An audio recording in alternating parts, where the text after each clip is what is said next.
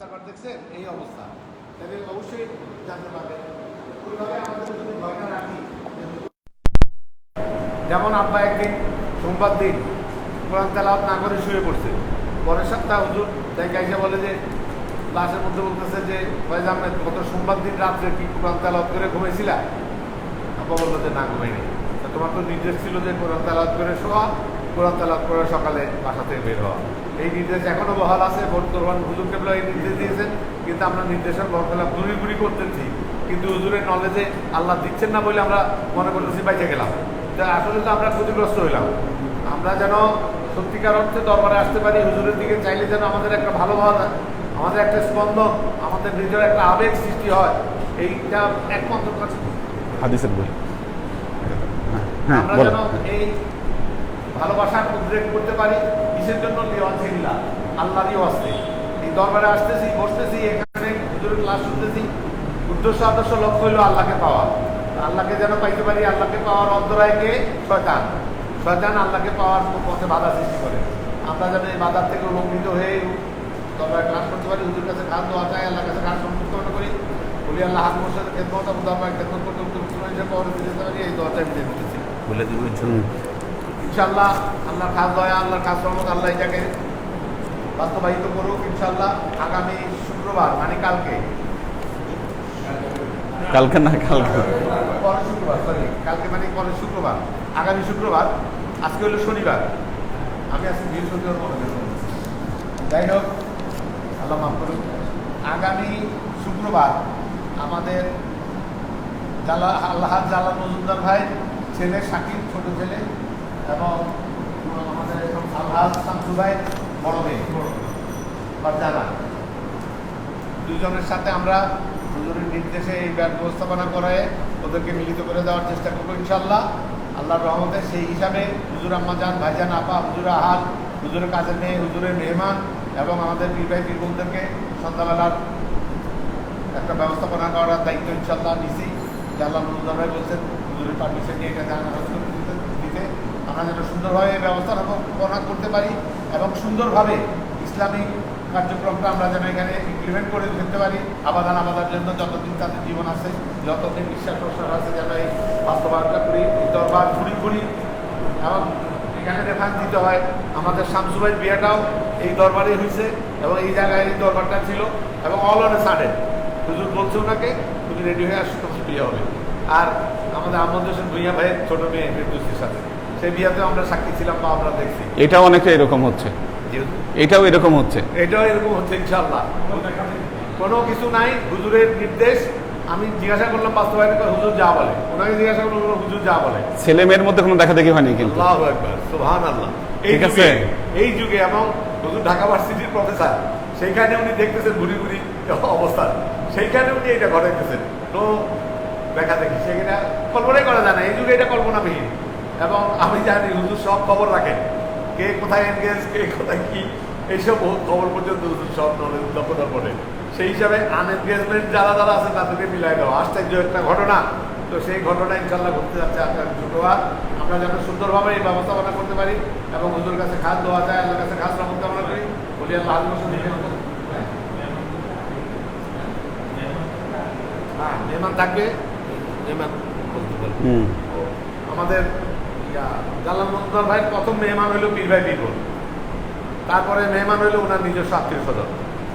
আবার শামসু ভাইয়েরও মেহমান আছে, আত্মীয় স্বজন, পীর ভাই বীরবল তো আছেই। তো ওই মেহমানদের স্বার্থে আমরা পীর ভাই বীরবলটা এখানে যারা বসে আছি তারা নিজেরা জানবো, সবাইকে জানাই দেবো। আমরা যেন ওনাদেরকে একটু এন্টারটেইন করতে পারি, মেহমানদেরকে একটু আগে বসতে দেবো, ওনাদেরকে একটা ব্যবস্থাপনা আগে যেন করতে পারি। তার জন্য হুজুরের শানশকত যেন আল্লাহ বলন্দ করে, হুজুরের অ্যাডমিনিস্ট্রেশন, হুজুরের কন্ট্রোল, হুজুরের ব্যবস্থাপনা সবাই যেন অবাক হয়ে যায় যে ব্যবস্থাপনায় চলতেছে। করতে পারি খাওয়া দাওয়া, দেখেন আপনার আমার নিজেকে যে খাওয়াটা আছে তার এক বিন্দু বেশিও আমি খাইতে পারবো না, কমও আমি খাইতে পারবো না। আমার থেকে নিয়ে গেলেও সেটা আবার আমার প্লেটে চলে আসবে। এই বিশ্বাসটা আমরা রাখি, কারণ এই বিশ্বাসটা তৈরি হচ্ছে হুজুরের শিক্ষার থেকে। হুজুর যে শিক্ষা দিচ্ছেন সেই শিক্ষা থেকে আমরা জানি যে আমার নিজেকে যেটা অ্যালটমেন্ট আছে ওটা আমি পাবোই। সুতরাং ভয়ের কোনো কারণ নেই। বাতিলের যেই কর্নারে যেখানে আপনার তো টুকরাটা আছে সেটা আপনার ছেলেকে যাবেই ইনশাল্লাহ। তো আমরা যেন এই ব্যবস্থা করতে পারি, হুজুর কাছে খাস দেওয়া যায়, আল্লাহর কাছে খাস রকম কামনা করি, বলি আল্লাহ আল মুর্শিদের খেদমত এবং দরবার খেদমত করতে করতে মুসলমান হিসেবে কবর দিতে পারি, এই দোয়া চাই। আসসালামু আলাইকুম।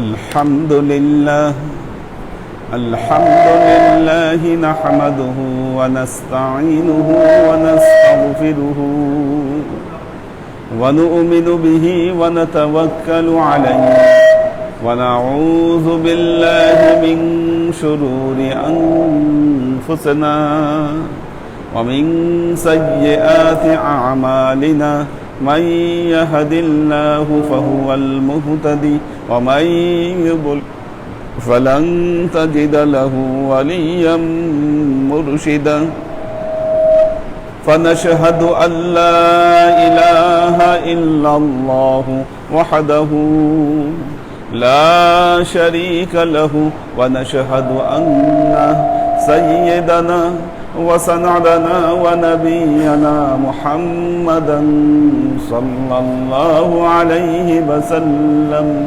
الذي أرسله الله بالحق بشيرا ونذيرا وداعيا إلى الله بإذنه وسراجا منيرا وقال الله تعالى في كلامه المجيد وفرقانه الحميد ما كان محمد أبا أحد من رجالكم ولكن رسول الله وخاتم النبيين وكان الله بكل شيء عليما إن الله وملائكته يصلون على النبي يا أيها الذين آمنوا صلوا عليه وسلموا تسليما صلى الله على محمد صلى الله عليه وسلم صلى الله على محمد صلى الله عليه وسلم صلى الله على محمد صلى الله عليه وسلم আল্লাহর আশিক ও সালেক বৃন্দ, এটা মানে আওয়াজ করে কেন?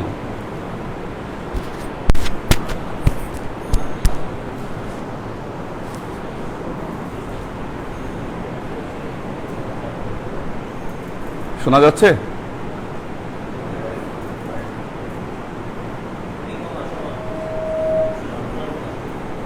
একটু দিলে এমন করে কেন? হ্যাঁ, অন্য কোনোটা বাড়ানো আছে কিনা? অন্য কোনো জায়গায় কোনোটা বাড়ানো আছে কিনা? তাহলে ইয়া চেঞ্জ করো তো, এটা চেঞ্জ করে অন্য ঘাটে দিলে। হ্যাঁ, চেঞ্জ করো। হ্যাঁ, আচ্ছা, এখানে ঘাট কয়টা আছে? দুইটা না তিনটা? 3 নম্বরটা দাও, খুলো, খুলে 3 নম্বরটা দাও। আচ্ছা, ঠিক আছে, এবার নাকি শোনা যায়?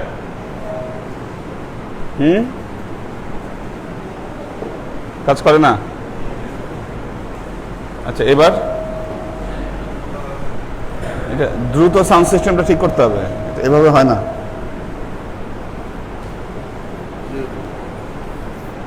তার মানে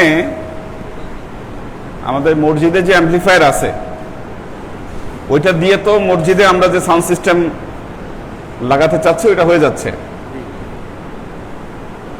মাইকের জন্য তাহলে মাইক চালবে কোনটা দিয়ে?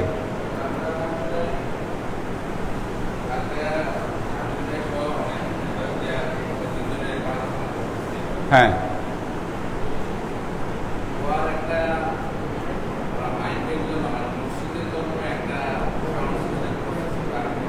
হ্যাঁ,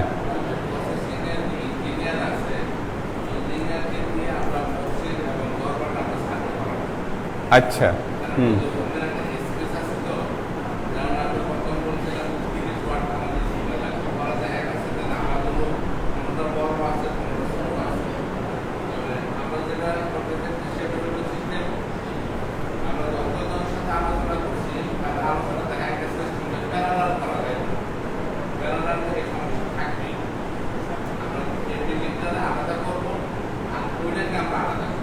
আচ্ছা, হ্যাঁ।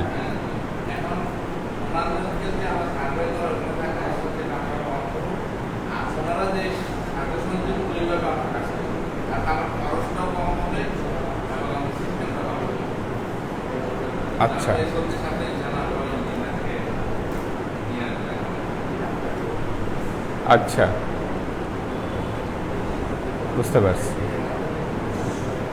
তা এখানে আমরা 1000 ওয়াটের কথা বলছি, হ্যাঁ, সেখানে ওনারা মোবাইলের মাধ্যমে আলোচনা করে দেখছে যে আমাদের কাছে যে অ্যাম্প্লিফায়ারটা পাওয়া যায় যেটা চলে করে এটা আমাদের আছে, এটাকে যদি আমরা প্যারালাল না করে যদি ভাগ করে দিই তাহলে আমার কাজ হয়ে যাবে।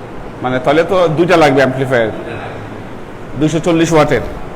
তাহলে একটা কাজ করতে হবে, সেটা হলো যে দুইটার প্যারালাল সাউন্ড সিস্টেম তো থাকবে আলাদা। প্যারালাল আমরা যে বছরে যে 5টা দিন, হ্যাঁ, এই 5টা দিনের জন্য আমরা ওইখান থেকে একটা স্পিকার লাইন আমরা এখানে দিয়ে দিই, একটা স্পিকার ওইখানে মেশিনের থেকে স্পিকারের সাউন্ড হবে, স্পিকারের থেকে টেবিলটা সাউন্ড। আবার যদি এখান থেকে আমরা ওইখানে সাউন্ড বলি তখন আমরা ওইখানকার স্পিকার আমরা সাউন্ড চালু করে দেবো মেশিনের সাথে। না, আমার কথাটা শুনেন। এখন তো মসজিদে অলরেডি স্পিকার আছে, আমাদের অনেকগুলো আছে, অনেকগুলো স্পিকার। তো আমরা যে নতুন সাউন্ড সিস্টেমে যাব, ওইটা মসজিদের জন্য আলাদা সাউন্ড সিস্টেম, দরবারের জন্য আলাদা সাউন্ড সিস্টেম, এভাবে ঠিকই থাকবে, দুইটা আলাদা সাউন্ড সিস্টেম। তার সাথে আপনি এখন যেভাবে দুইটাকে এক করছেন, এইরকম একটা আরেকটা সাউন্ড সিস্টেম থাকবে। এরকম একটা আমরা কানেকশনটা রেডি রাখবো, হ্যাঁ, শুধু বছর 5 দিন আমাদেরকে লাগে। আচ্ছা। আর ওই কানেকশনে আমাদের এই নতুন সাউন্ড সিস্টেমের কোনো কিছু অ্যাড করবেন না, ওইটা এই আলাদা স্পিকারগুলো দিয়ে চালাবেন, আগের স্পিকারগুলো দিয়ে চালাবেন।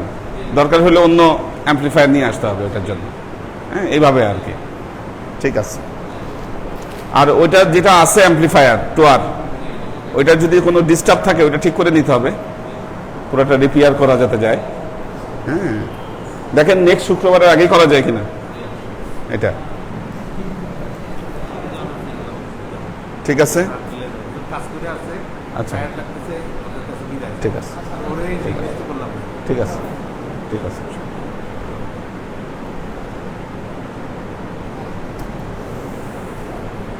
আল্লাহর আশেক ও সালেক বৃন্দ,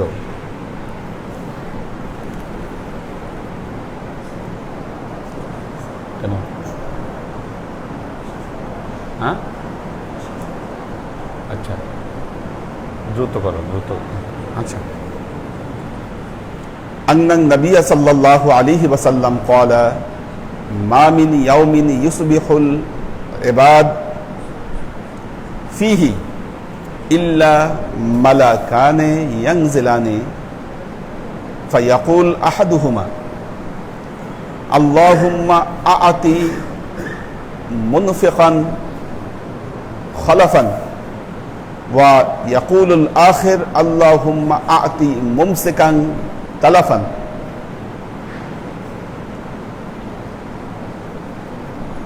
এটা আমরা পড়েছি, এর পরের হাদিসটাও পড়েছি।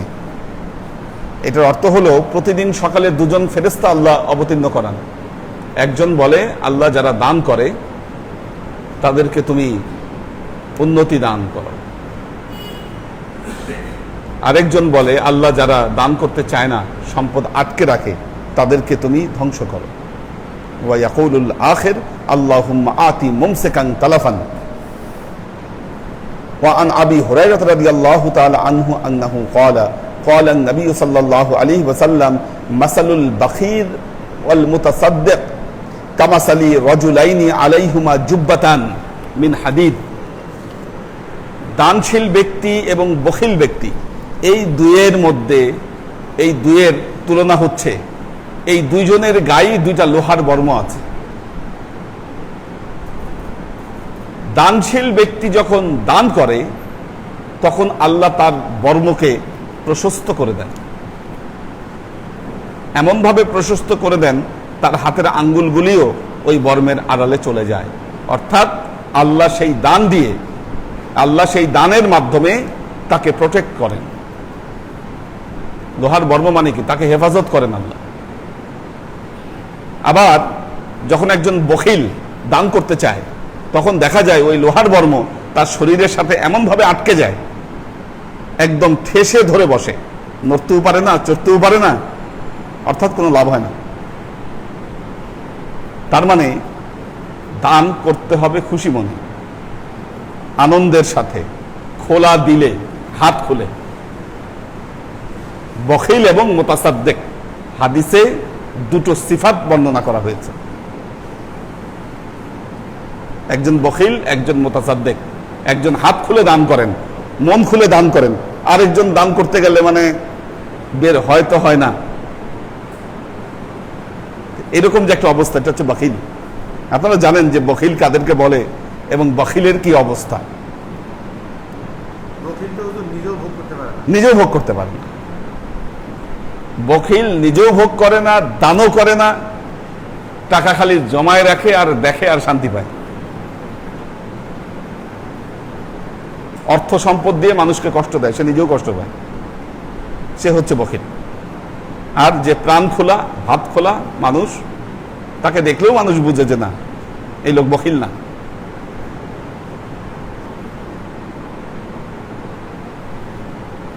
তো যাক, আল্লাহর রহমতে আমাদের মধ্যে বখিলের সংখ্যা কমই, আমাদের মধ্যে বখিল নাই কেউ। কারণ বখিল থাকলে বখিল আল্লাহর পথে বেশি দিন টিকতে পারে না, এটা হলো বাস্তব কথা। বখিল টিকতে পারে না।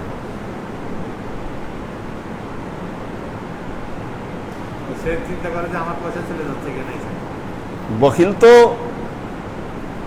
এটা ধারে কাছে তো আসবে না, কারণ ও তো বখিলের চিন্তা যেটা লস, বখিল তো খুঁজবে লাভ আর লস, কোথায় তার লাভ আছে কোথায় তার লস আছে, কি যেখানে গেলে তার সম্পদ কমে যাবে, বখিল তো এটা ধারে কাছে যাবে না।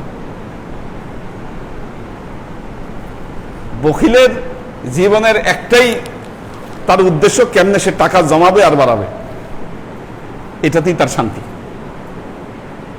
বখিলের জীবনের মূল ফিলোসফি ওখানে। কারণ হ্যাঁ, বখিল ছিল, সম্পদ জমায় রাখছে সে।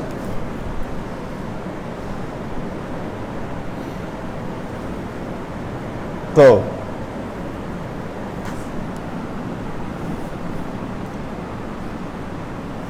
وقوله تعالى يا أيها الذين آمنوا أنفقوا من طيبات ما كسبتم الآية। আল্লাহ বলেছেন আনফিকু মিন তাইয়্যিবাতি মা কাসাবতুম, দান করো। দেখুন, খেয়াল করে শুনুন, আনফিকু দান করো, মিন তাইয়্যিবাতি মা কাসাবতুম যা অর্জন করো, এই অর্জন থেকে ভালো জিনিসটা আল্লাহর পথে দান করো। এর একটা বিষয় হচ্ছে আপনার অর্জন থেকে হালাল ইনকামটা আল্লাহর পথে দান করবেন, যেটা তাইয়্যিব। দ্বিতীয় অবস্থাটা হচ্ছে অসল মাল আমরা আল্লাহর পথে বেশি দান করি। খুঁজে খুঁজে যেটা চালাইতে পারি না, টাকা টাকা যখন দান করি দেখি যে কোনটা একটু ছেঁড়া ফাটা আছে, কোনটা একটু পুরানা, একটু সমস্যা আছে, যেটা তো কাজেই লাগতেছে না, যা দিয়ে দিলাম।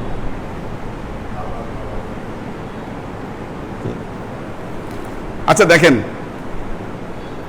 হ্যাঁ, ছেঁড়া টাকা দিয়ে দেওয়া যাবে না বিষয়টা তা না, কিন্তু আপনি যদি মানে আপনার যদি এটা অভ্যাসই হয়ে যায় যে না, আসলে আপনি ওইটাই দান করেন যেটা অসল, যে ভালোও দান করছে খারাপও দান করছে, সেটা একটা আলাদা অবস্থা রয়েছে।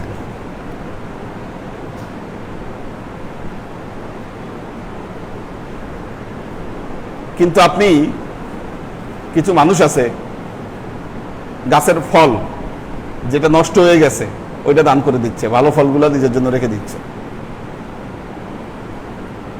ওসর যখন আদায় করছে খারাপ ফসলটা দান করে দিচ্ছে, ভালো ফসলটা রেখে দিচ্ছে।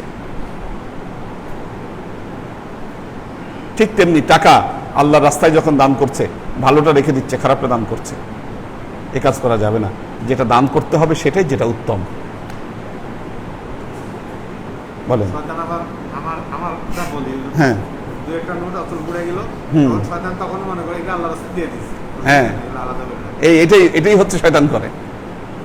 এক বিষয় হচ্ছে যে টাকা, মজার ব্যাপার হচ্ছে নতুন নোট জমাইতে সবাই পছন্দ করে। জমায়ে লাভটা কি, ওটা তো দিবেনই।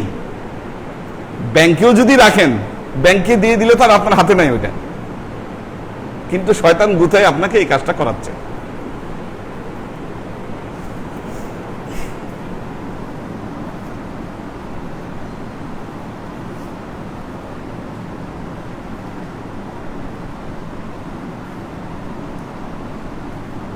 عن أبي بردة عن أبيه عن النبي صلى الله عليه وسلم قال على كل مسلم صدقة فقالوا يا نبي الله فمن لم يجد فقال يعمل بيده فينفع نفسه ويتصدق। মনোযোগ দিয়ে শুনেন। আল্লাহ নবী একদিন বললেন, আলা কুল্লি মুসলিম সাদাকাতুন, প্রত্যেক মুসলমানের উপর সাদকা করা ওয়াজিব। প্রত্যেক মুসলমানের উপর সাদকা করা ওয়াজিব না? ঠিক আছে, সমস্যা নেই, অডিয়েন্সে লাইট কম আজকে এই জন্য। আচ্ছা, আলা কুল্লি মুসলিম সাদাকাতুন, প্রত্যেক মুসলমানের উপর সাদকা করাটি ওয়াজিব। ফাকালু ইয়া নবী আল্লাহ, আল্লাহ নবীর সাহাবীরা যারা বসেছিলেন তারা বললেন, ইয়া রাসূল আল্লাহ, ফামান লাম ইয়াজিদ, যে ব্যক্তি পারবে না সাদকা করতে, টাকা নাই, সে কি করবে, কেমনে কি করবে?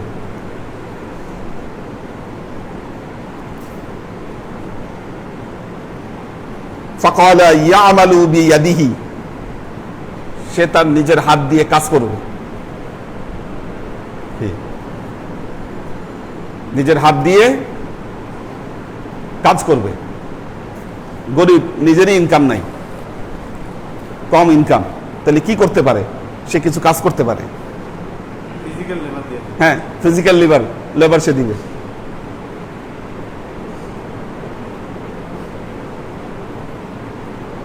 আগে দেখতাম সুলাইমান ভাই বাথরুম দিত, এখন ধর নাকি? হ্যাঁ, হাতুর ব্যাটা পারে না। এটা যেই করবেন, এটা কিন্তু সাদকা, এটা সাদকা। ময়লা হয়ে আছে একটা জায়গা, মুছে দিলেন, পরিষ্কার করে দিলেন, এই যে ফিজিক্যাল লেবারটা দিলেন, এটা সাদকা। মেয়েদের মধ্যে অনেকে দেখি এসে এসে পরিষ্কার করে দরবার, ছেলেদের মধ্যে দেখি না, কম, ছেলেদের মধ্যে অভ্যাস নাই। সাদকা।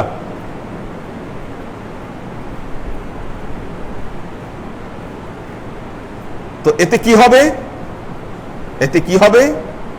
ফায়ানফাউ নাফসাহু, এতে তার নিজের নফসের, ফায়ানফাউ, তার নফস উপকৃত হবে, সে নিজে উপকৃত হবে এর দ্বারা। এই যে ফিজিক্যাল লেবার দিল, ফিজিক্যাল লেবারের দ্বারা সে নিজেও উপকৃত হবে। ফায়ানফাউ নাফসাহু, সে নিজে উপকৃত হবে।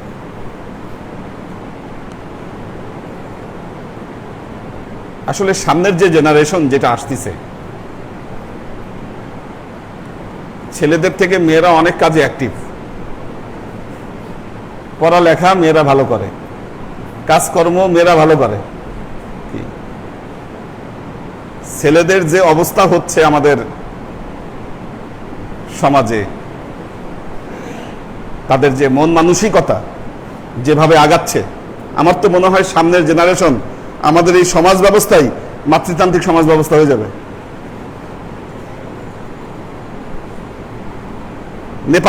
নেপালে দেখেছি, ওখানে মাতৃতান্ত্রিক সমাজ ব্যবস্থা এখন একটু চেঞ্জ হচ্ছে, ওরা ঘুরে দাঁড়াচ্ছে। হ্যাঁ, ছেলেরা বসে বসে দাবা খেলে, দোকানে দাবা খেলতেছে, তাস খেলতেছে, কোনো কাজকর্ম কিচ্ছু করে না, ফুলবাবু হয়ে ঘুরে বেড়াচ্ছে, আর সব কাজকর্ম ওখানে মেয়েরা করতেছে। সব মেয়েরা জমি জমার কাজ, ছেলেরা জমি জমার কাজও যায় না, খালি ঘুরে ফুলবাবু হয়ে খালি ঘুরে বেড়ায় আর খাওয়া দাওয়া, এই তাদের কাজ। এমনকি কোনোখানে আপনি জার্নি করতেছেন, যাচ্ছেন আপনি বাসে করে কোথাও, আমাদের এখানে তো ট্র্যাডিশন, বাসে করে আমরা যাচ্ছি, কোনো কিছু কেনার দরকার হইলে ছেলেরা নেমে কিনে আনে। ওখানে ছেলেরা বাসে বসে থাকে, মেয়েরা নেমেই কিনে আনবে। বাজারে সবজি টবজি মাছ টাছ বিক্রি করতেছে সব মেয়েরা, ছেলেরা নাই।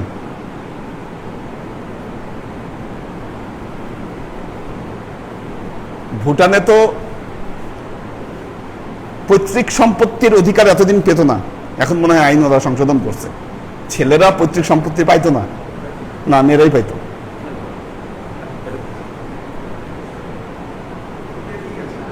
মেয়েরাই পাইতো, এরকম সিস্টেম। হ্যাঁ, ওটা রাষ্ট্রীয়ভাবেই আর কি, অর্থাৎ পাহাড়ি বেল্টগুলোতে এই অবস্থা। আমাদের জেনারেশন পর্যন্ত আমরা দেখেছি ছেলেরা সব কাজে অ্যাক্টিভ। আমাদের সময় একটা ছেলে বাচ্চা, সে বেশি চঞ্চল, খেলাধুলায় সব কিছুতে, পড়াশোনায় ছেলেরা আগায় আছে, মেয়েরা পিছায় আছে, এটা আমরা আমাদের সময় দেখেছি। এখনকার জেনারেশন দেখেন, ছেলেরা সব কিছুতে পিছায়। এনারা ফুলবাবু হয়ে ঘুরে বেড়াবে, ডাট দেখাবে, ভাব নিবে, কাজে নাই, কাজকর্ম করবে না। আজব। বলেন। ওয়ালাইকুম সালাম। গ্রামাঞ্চলে, শহরে তো সবাই পয়সা না, গ্রামাঞ্চলে অনেক লোক হয়ে গেছে, 2 জন 4 জন 5 জন 7 জন, বেশিরভাগই গরিবেরা গরিব সন্তান আদি বেশি। আচ্ছা, হ্যাঁ, তো তারা নিজের পেট নিজে চালাইতে পারতেছে না। তো যেমন সন্তান আদির প্রতি যে আকিকা করা, সে নিজে খেতে পারছেন না, অথচ ছেলে মেয়ে তারা দিতে পারতেছে না, তারা দিতে পারতেছে না। আমাদেরটা কি ব্যাপার? প্রথম অ্যান্সার, প্রথম কথা হলো, আকিকা দেওয়া কি ফরজ, ওয়াজিব না সুন্নত? আগে হুকুম জানতে হবে এটা। আকিকা কি ফরজ, ওয়াজিব না সুন্নত?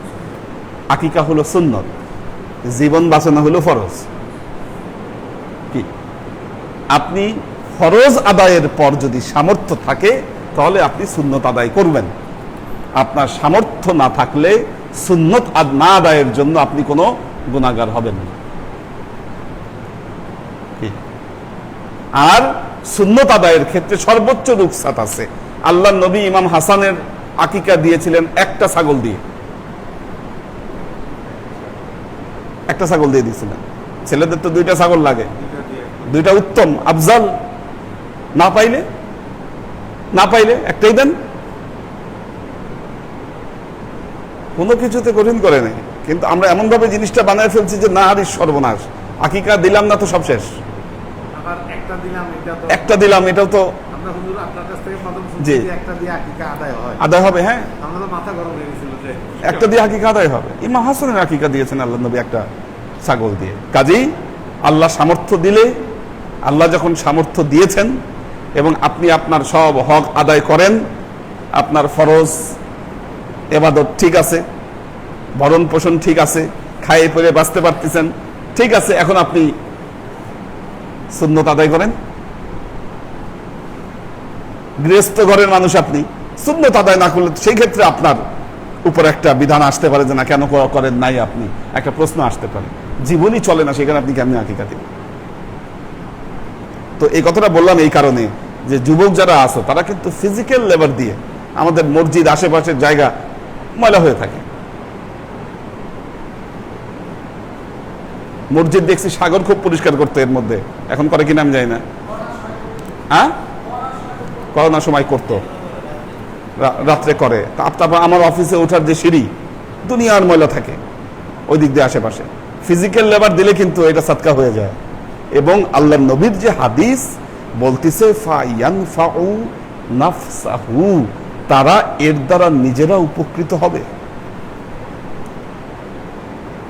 মেয়েরা কিন্তু যথেষ্ট ফিটফাট, উপরে একদম পরিষ্কার পরিচ্ছন্ন করে রাখে তারা সবসময়।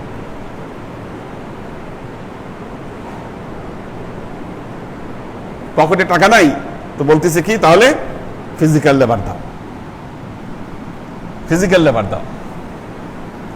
আচ্ছা,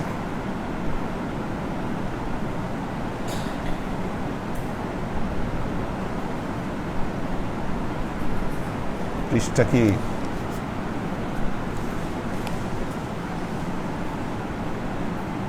হ্যাঁ, পৃষ্ঠা উল্টে গেছে। আচ্ছা,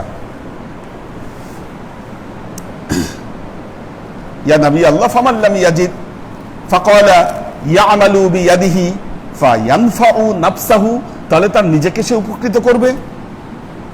ওয়া ইয়াতাসাদদাক, এবং সদকার হক আদায় হবে। ফাকালু ফাইন লাম ইয়াজিদ, সেটাও যদি না পারে, সেটাও পারতেছে না, বুড়া হয়ে গেছে। ইয়াংরা না বুঝলাম ফিজিক্যাল লেবার দিল, কি বুড়ারা তো পারবে না, বুড়ারা তো পারবে না। ফাইন লাম ইয়াজিদ, যদি না পারে,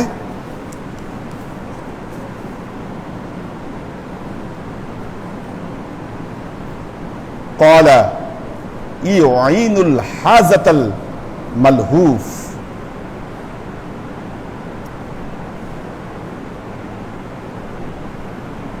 তাহলে এটাও যদি না পারে বিপদগ্রস্তকে সাহায্য করবে, বিপদগ্রস্তকে সাহায্য করবে। একজন লোক সমস্যায় পড়ছে, তার পাশে গিয়ে দাঁড়ান, এটা তার অনেক সাপোর্ট মনে হবে।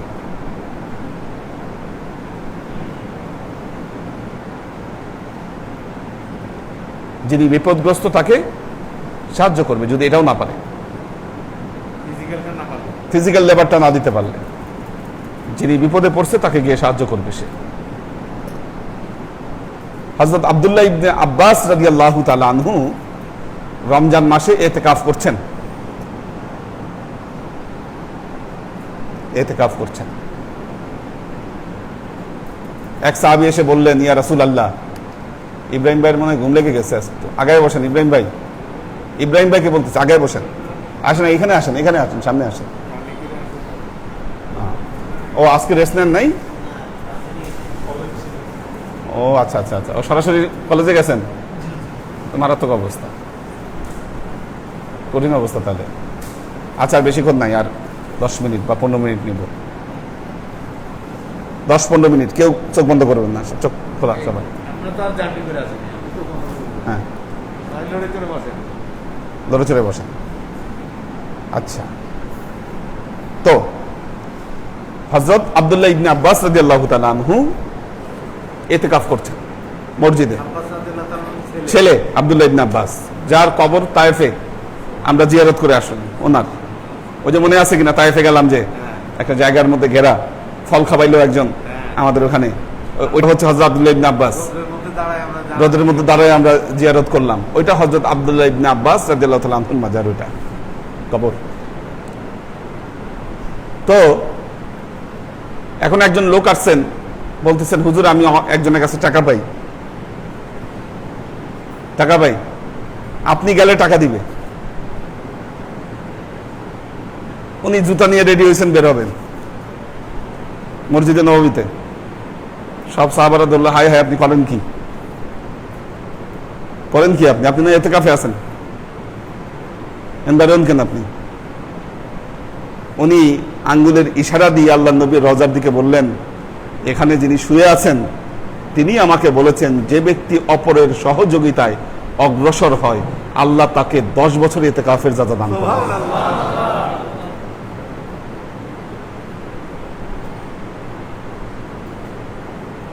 তো ইওয়ানুল মালহুফ কি করবে? বিপদগ্রস্তকে সাহায্য করবে। আমাদের সমস্যা হলো সাহায্য তো দূরের কথা, পরস্ত্রী কাতরতা এমন ভাবে আমাদের মধ্যে কাজ করে, কেমনে একটা বাস দেওয়া যায়, কিভাবে দেওয়া যায়। গ্রামে বিয়ে মেয়ের ব্যাপারে খোঁজ খবর নিতে আসছে, মেয়ের চাচার কাছে খোঁজ খবর নিতে গেছে, মেয়ের চাচার কাছে বলতেছে মেয়ে কেমন, চাচা বলতেছে মেয়ে তো ভালো, বয়স গেছে ভাটির দিকে,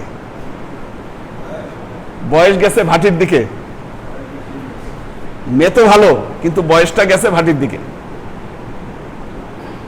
কি আপন ভাইয়ের মেয়ে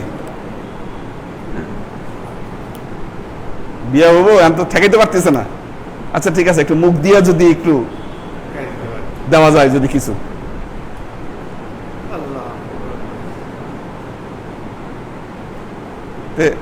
মনে করে যে এটাই মনে হয় লাভ। বিয়ে শাদী লাগলে দেখবেন যে মানুষ ভাঙ্গানি দেয়, কি একজন আরেকজনকে সহযোগিতা করবে, কিভাবে ক্লিক লাগায় কেমনে করে কি করা যায়, সেই চেষ্টায় অনেকে ব্যস্ত থাকে। তো অপরকে সহযোগিতা করা এটাও সদকার একটা ফর্ম। জালাল ভাইয়ের ছেলের সাথে ওনার মেয়ের বিয়ের কথাবার্তা হবে, এনারা কেউই গুছাই কথা বলতে পারেন না। এনাদের কথাবার্তা শুনে আমারই মেজাজ খারাপ হয়ে গেছে, কথাবার্তা গুছাই যে একটা ফর্মে আনবে এটা পারতেছে না। পরে আমি ওনারও দায়িত্ব দিলাম, আপনি দায়িত্বটা নেন, কথাবার্তা এটা গুছাই আনতে হবে, কথাবার্তা হবে না। উনি মাঝখানে সহযোগিতা করলো, ওই যে উনি সহযোগিতা করছে কি এটা কিন্তু সদকা, সহযোগিতা। এখন ধরেন যারে আমি দায়িত্বটা দিলাম সে যদি মনে করে না এটা হইতে দেওয়া যায় না, কিছু একটা করার দরকার এখানে।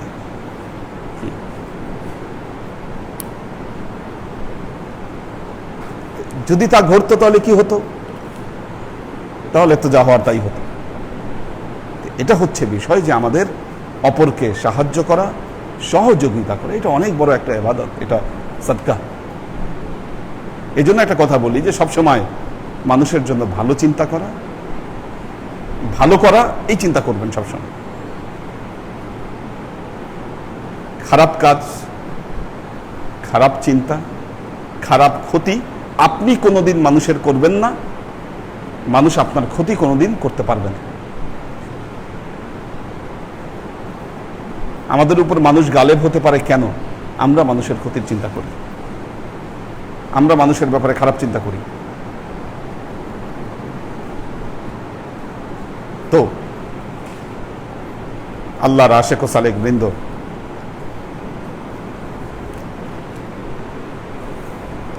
ভালো ভালো এটা শেষ হোক, কারণ এই সময়ে এইরকম বিয়ে হয় না। ছেলে মেয়ে ফরমালি কেউ কাউকে দেখে নাই, দিস ইজ দ্য ট্রু। ছেলেও বলছে হুজুর যা বলে, মেয়েও বলছে হুজুর যা বলে, সারেন্ডার। আল্লাহ কবুল করুক। তো না পারলে কি করবে? সহযোগিতা করবে। এই জন্য যে যত পারেন একে অপরের সহযোগিতায় অগ্রসর হবেন। এটাই তো আল্লাহর নবীর যে উম্মতে মুহাম্মাদি তাদের চিহ্ন তো এটা। রুহামাউ বাইনাহুম ওয়া আশিদ্দাউন আলাল কুফার, একে অপরের প্রতি তারা রহমতশীল, দয়াদ্র। ও আশিদ্দাউন আলাল কুফার, কাফেরদের প্রতি তারা ভয়াবহ।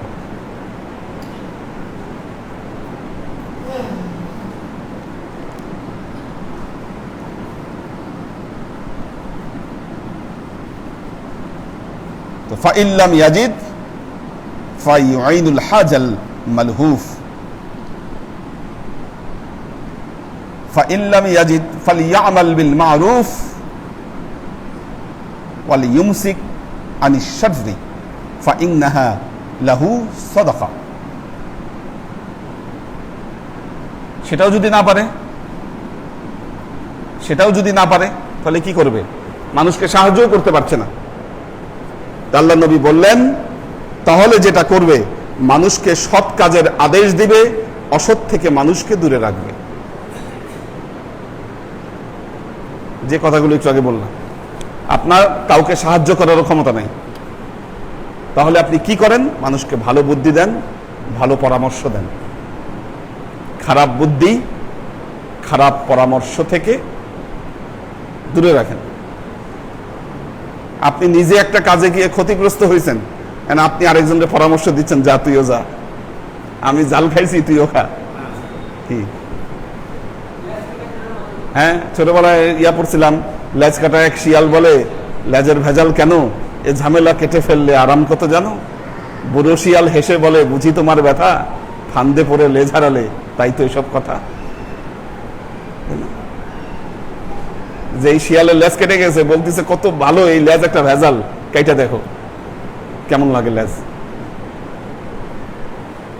এই সমস্ত চিন্তাধারা, এই সমস্ত চিন্তা ভাবনা, এখান থেকে আমাদেরকে বের হয়ে আসতে হবে। রংপুরে মসজিদ হচ্ছে, অনেকে এখন বলতেছে অক্ফ করা। মসজিদের জন্য অক্ফ শর্ত নয়, এজনে আম শর্ত। এটা প্রতিষ্ঠিত মাসালা। আচ্ছা, দ্বিতীয় কথা হচ্ছে, ওখানে শুধু মসজিদ না, আব্বার করে যাওয়া সব জমি ওয়াকফ হবে, কিন্তু সেটা স্টেটের আন্ডারে। আমরা যে ট্রাস্টি করছি, ট্রাস্টির আন্ডারে ওয়াকফ হবে। কাজেই ওনাদেরকে কনফার্ম করে দিবেন, এটা নিয়ে রাজনীতির কোনো সুযোগ নাই। ঠিক আছে, মসজিদে ওয়াকফ হবে মনে করতেছি, তাহলে এটা একটা পাইসি একটা পাওয়া, এটা নিয়ে এখন আমাদের পলিটিক্স, রাজনীতি, কোনো সুযোগ নাই এটার। কারণ মসজিদও হবে। এখন মসজিদ এজনে আমি যথেষ্ট, এটা রেকর্ডেড আছে মসজিদের নামে, তারপরেও সেটা ওয়াকফ হবে, কিন্তু স্টেটের আন্ডারে এটা ওয়াকফ হবে। ঠিক তো, স্টেটের আন্ডারে ওয়াকফ মানে এটার পরিচালনা, এটা সবকিছুর দায়িত্ব দায়ভার আমাদেরই থেকে যাচ্ছে। এটা সেই স্টেটের সম্পদ, ট্রাস্টের সম্পদ এটা। ঠিক আছে, সো এটা নিয়ে ওনাদের কোনো রাজনীতি বা যেই খেলা মাথায় খেলতেছে ওটার কোনো লাভ নাই। মেসেজটা এভাবেই দিবেন তাদেরকে, বুঝছেন না? চিন্তা করতেছে যে দেখি না একটা কি হ্যাঁ, হ্যাঁ, যে দেখি কি করা যায়। হ্যাঁ হ্যাঁ, সেটাই। হ্যাঁ, আচ্ছা,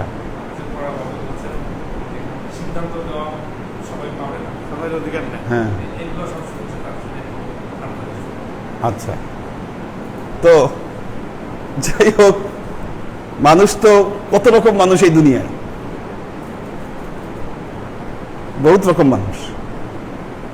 তো এগুলো ছাড়া উচিত। একটা কথা জাস্ট না বললেই না। দেখুন, আমরা সবাই জান্নাতে যাওয়ার স্বপ্ন দেখি, জান্নাতে যাওয়ার স্বপ্ন আমরা দেখি, এটাই শেষ হাদিস ছিল পড়ানোর।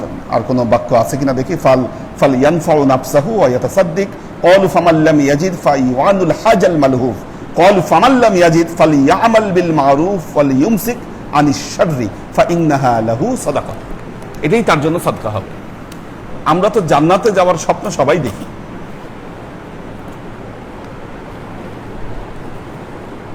একটা জিনিস দেখেন, কোন খারাপ মানুষ জান্নাতে যাবে, আল্লাহ ওই মানুষকেই জান্নাতে নিবে যে কারো ডিস্টার্বের কারণ হবে না। তাহলে যে মানুষের দ্বারা আশেপাশের মানুষ ডিস্টার্ব, এ দুনিয়াতেই তার যদি এই হালত হয়, আপনি বলেন কিয়ামতের ময়দানে আল্লাহ কিভাবে এই লোকটাকে জান্নাতে ঢুকাবে? এ তো জান্নাতের পরিবেশ নষ্ট করবে। এই চরিত্র থেকে যাবে, হ্যাঁ, এই চরিত্রিক মাধুর্য ওখানে থেকে যাবে। ঠিক আছে, কমন ব্যাপার, কমন ফ্যাক্টর, দুনিয়ার থেকে এই চরিত্রটা বদলায় যেতে হবে। বদলায় যেতে হবে, বদলায় যেতে হবে, প্র্যাকটিস করতে হবে, এটা প্র্যাকটিস করতে হবে। এই যে আমাদের ওখানে পিছনের বাসায় কাঠের দোকান ছিল, আশেপাশের অনেক মানুষ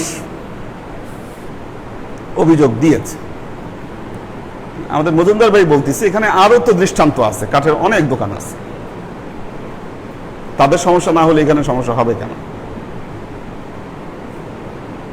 কার কোথায় কি আছে সেটা তার সাবজেক্ট, কে মানুষকে কষ্ট দিচ্ছে, প্রতিবেশীকে কষ্ট দিচ্ছে, তার সাবজেক্ট, আমি দিব না। এটাই তো আমাদের, আমরা যে আনপ্যারালাল বলবেন আপনি, আনকমন। আনকমন, আমাদের আনকমন কাজ করতে হবে না, আমার লস হচ্ছে, সো হোয়াট, ভালো চিন্তা করি, মানুষের উপকারের চিন্তা করি, এমন কিছু কখনোই করবো না যেটার দ্বারা মানুষ ক্ষতিগ্রস্ত হয়, না টুডে নট টুমরো, দরকার হলে লস হবে আমাদের। হাতে ক্ষমতা থাকলেই, করতে পারলেই একটা কাজ করা যায় না। এটা যদি আপনি এটা যদি নিজের মধ্যে আপনি রাখতে পারেন, আজীবন ক্ষমতা সম্মান আপনার থাকবে। আর আজকে আপনি ক্ষমতা পায় আপনি যা খুশি তা করলেন, কি একদিন এটার ফল আপনাকে ভোগ করতে হবে। তো আমাদেরকে এই উদারতার প্র্যাকটিস শুধু মুখে বললে হবে না, প্র্যাকটিসে আনতে হবে আমাদেরকে। আমি বলবো যে আচ্ছা আপনারা মানুষের প্রতি ভালো ব্যবহার করেন, কি আমি আপনাদেরকে বলবো আচ্ছা আপনারা দান করেন, আমি যদি নিজে দান না করি হবে না। তো নিজে প্র্যাকটিস করতে হবে সব কিছুতে, মানুষের সাথে বিনয়, নম্রতা, ভালো ব্যবহার, এগুলো সবাইকে প্র্যাকটিস করতে হবে। এই জিনিসগুলো আমার কথার দ্বারা কে কিভাবে কষ্ট পাচ্ছে, কোন মানুষের আসলে কোন দৃষ্টিভঙ্গিতে লাগছে, এই বিষয়টা আমাকে বুঝতে হবে, বুঝতে হবে বিষয়গুলো, এগুলো সবাইকে প্র্যাকটিস করতে হবে যদি জান্নাতের বাসিন্দা হতে চান। খুব একটা স্পর্শকাতর জায়গা তো জান্নাত, জান্নাত একটা স্পর্শকাতর জায়গা। ওখানে তারাই থাকবে যারা ওই যে করে নাকো ঠুস ঠাস, মারে নাকো ঢুস ঢাস, ওই কোয়ালিটি আনতে হবে নিজের মধ্যে। ঠুসঠাস ঢুসঠাস করলেই আমি খুব জিতে গেলাম, কয়দিন? আপনার জিতে যাওয়া বেশি দিন স্থায়ী হবে না। আল্লাহ আমাদেরকে রহম করুন। দেখি কোনো কোশ্চেন আছে কিনা। হ্যাঁ, কি হয় নাই? কি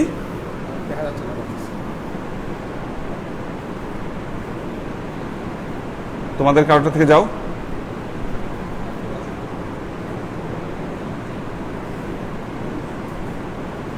কারো কাছে নাই? আমার এখানে 21 জন আছে।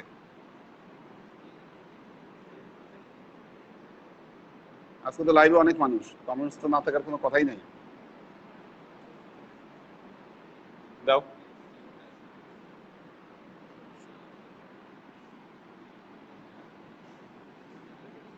ওইটা লাগাই দাও।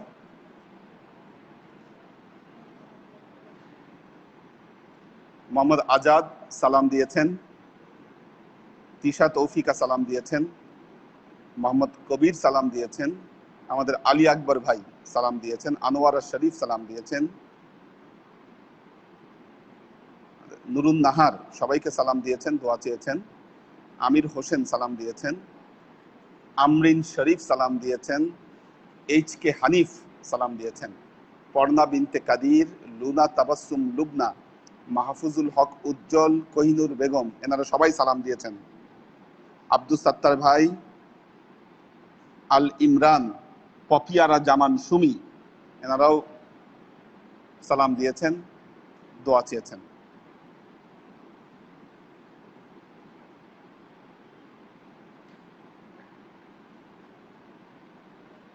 তো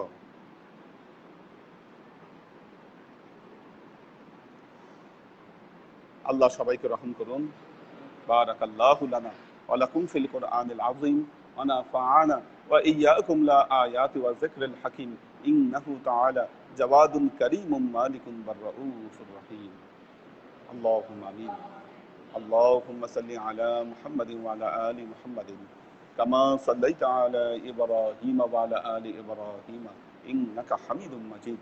اللهم بارك على محمد وعلى آل محمد كما باركت على إبراهيم وعلى آل إبراهيم إنك حميد مجيد. ربنا ظلمنا أنفسنا وإن لم تغفر لنا وترحمنا لنكونن من الخاسرين. ربنا آتنا في الدنيا حسنة وفي الآخرة حسنة وقنا عذاب النار. ربنا لا تزغ قلوبنا بعد إذ هديتنا وهب لنا من لدنك رحمة إنك أنت الوهاب. اللهم إنك عفو تحب العفو فاعف عني يا غفور الرحيم الودود. اللهم نور قلوبنا بنور الإيمان ونور قلوبنا بنور الإسلام ونور قلوبنا بنور الإحسان وزين أخلاقنا بنور محمد صلى الله عليه وسلم. اللهم إنا نسألك علما نافعا رزقا واسعا عملا مقبولا شفاء من كل داء قلبا خاشعا ذهنا ذاكرا إيمانا كاملا توبة قبل الموت راحة عند الموت ونزاة بعد الموت. اللهم إنا نسألك رحمتك في كل درجة فلاح في كل أمر ونعوذ بك من الشرك والشك والنفاق والبدعة ومن كل وسوسة الشيطان.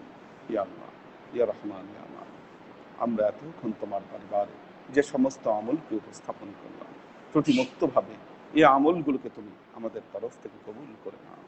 তুমি আমলের যাজা আমাদের প্রিয় নবী হযরত মুহাম্মদ মুস্তাফা সাল্লাল্লাহু আলাইহি ওয়াসাল্লামের কাছে পৌঁছে দাও। আল্লাহ আমাদের নবীর পরিবারবর্গের কাছে তুমি এর যাজাকে পৌঁছে দাও। এই দুনিয়ার সমস্ত আম্বিয়ায়ে কেরাম সাহাবায়ে কেরাম তাবেঈন তাবেঈন ওয়ালি আউলিয়া গাউস কুতুব আমাদের মা বাবা ভাই বোন আত্মীয় স্বজন এই দরবার থেকে যত পীর ভাই বোন চলে গেছে সবার রূহে আল্লাহ তুমি এর যাজাকে পৌঁছে দাও। তুমি তোমার হাবিবের ওসিলায় আমাদের সবাইকে কবুল ক্ষমা করে দাও। আমাদের জীবন থেকে সমস্ত অভাব অভিযোগ বালা মুসিবত দুঃখ কষ্ট রোগ শোককে দূরীভূত করে দিয়ে দৃঢ় হস্তে তোমার দ্বীনের খেদমতের তৌফিক তুমি আমাদেরকে দাও। আজীবন যেন তোমার হেদায়েতের পথে প্রতিষ্ঠিত থাকতে পারে সে তৌফিক তুমি আমাদেরকে দাও। سبحان ربك رب العزة عما يصفون سلام على المرسلين والحمد لله رب العالمين واجعل آخر كلمتنا عند الموت لا إله إلا الله محمد رسول الله.